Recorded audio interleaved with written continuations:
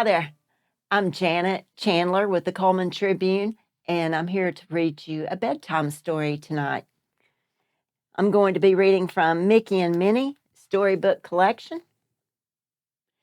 And the story I'm going to read you is A Surprise for Pluto. One sunny morning, Mickey Mouse looked out the window.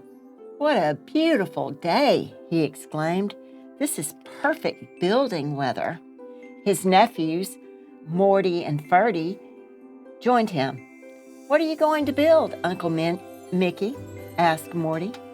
Mickey's eyes twinkled. "Oh, I don't know," he said. "Maybe a treehouse." The boys jumped up and down. "A treehouse?" Ferdy said. "Can we help?" Morty asked. "You would be great helpers," Mickey replied, "but there will be lots of tools in the yard. It might not be very safe. Why don't you take Pluto to the park instead?" "Sure, Uncle Mickey," the boys replied. With Morty, Ferdy, and Pluto gone, Mickey called his friends. He told them all about the treehouse and asked if they would like to come help. Soon, Minnie, Donald, Daisy, and Goofy arrived in Mickey's yard. "Building a treehouse is a big job," Mickey said. "Maybe we should split up the work." "Great idea, Mickey," Goofy said. "Why don't you saw the boards, Goofy?" Mickey said. "Then Donald and I can hammer them together." Minnie showed Mickey a special drawing she had made. "Good thinking, Minnie," Mickey said. "That will be one of the most important jobs of all." Goofy dumped out his toolbox in a corner of the yard. The tools made a big crash and a big mess. Goofy found what he was looking for and began sawing the boards. After a few minutes, Mickey walked up to him. "Sorry to bother you, Goofy," she began. "I was wondering if you would cut some boards for me, too." "Sure," Goofy said with a grin. "Just tell me what you need." Over by the big tree, Donald and Mickey worked together to make a rope ladder.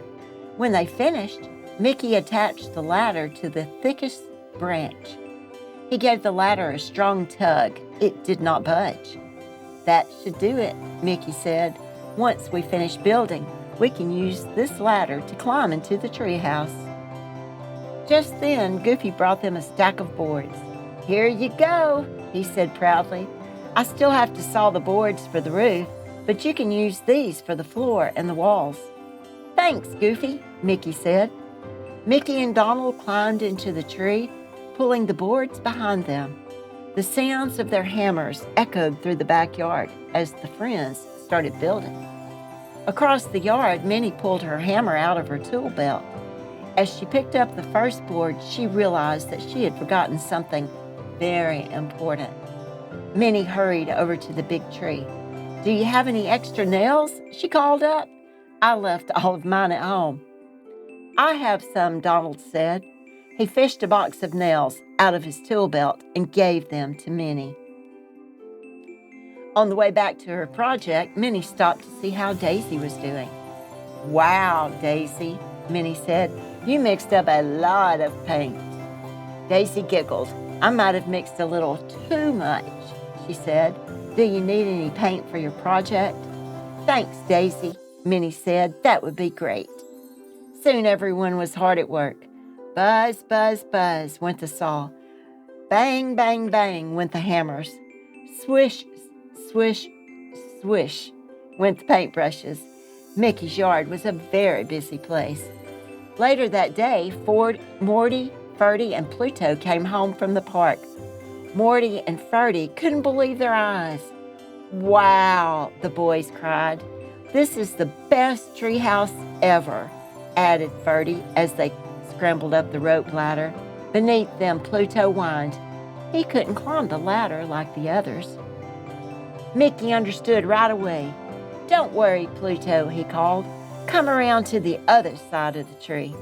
Pluto trotted around the tree and found something that made his tail wag, a set of stairs that was just his size. "Minnie made them from you," Mickey said. "Now come on up and join the fun." Pluto ran up the stairs. It really was the best tree house ever. The end. Thank you, good night, and sweet dreams.